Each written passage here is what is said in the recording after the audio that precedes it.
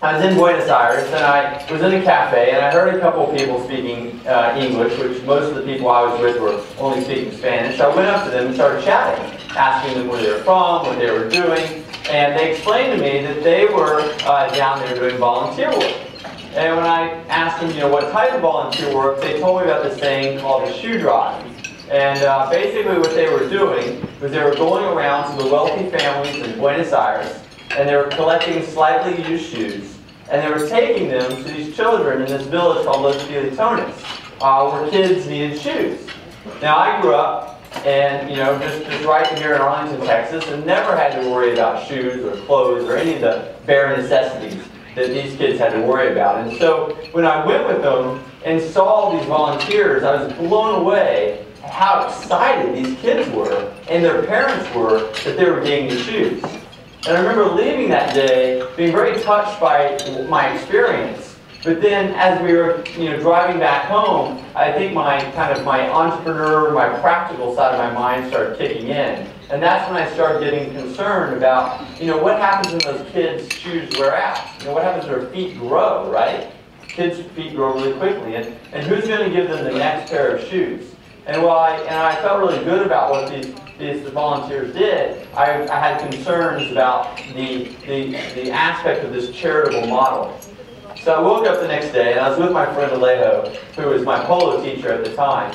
And we're sitting on the farm, and I was talking to him about my experience. And I remember saying, there's got to be a better way to keep these kids in shoes. And as we kept talking, I said, I wonder if maybe they're looking at this problem wrong. Instead of looking at this as something that's charity's responsibility or that charity's going to solve, what if you looked at it more like from a business perspective? I had started a few companies before then and had, I think, kind of an entrepreneurial outlook on things. And I said, so what if instead of, having donations and foundations pay for these shoes and people giving them, what if you started a business? And every time you sold a pair of shoes, you gave a pair away, one for one. Really simple, right?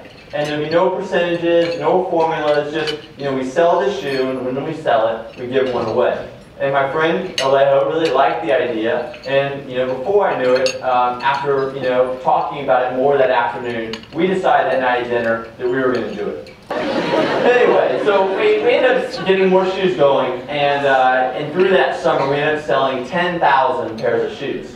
And that was huge, right? And we started a goal of 250, and at 10,000 we decided, okay, that was the moment. That was kind of the magic moment. Now's the time to go back and give them away. And that was, so cool for me because I got to take my original intern, I got to take my brother who's here, my mom and dad who are also here, my sister, she was the photographer on the trip, got to take some of my good friends. About 16 of us went down to Argentina.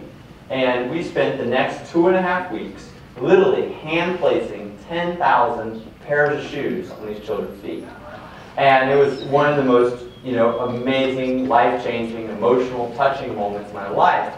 And a lot of people ask me, in hindsight, they say, Blake, when you had the idea for TOMS, was that an epiphany? Was that a life-changing moment?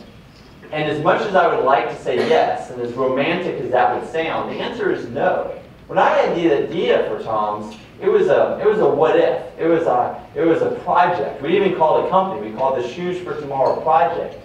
But when my life really did change was when I was there on my hands and knees, looking at my parents, hand placing these shoes on these kids' feet, and seeing how excited they were, and seeing that this idea that I had just 6 months earlier had come full circle, and now we were there giving away 10,000 shoes, much more than we ever anticipated. And it impacted me so much that I realized my life would never be the same when I went back.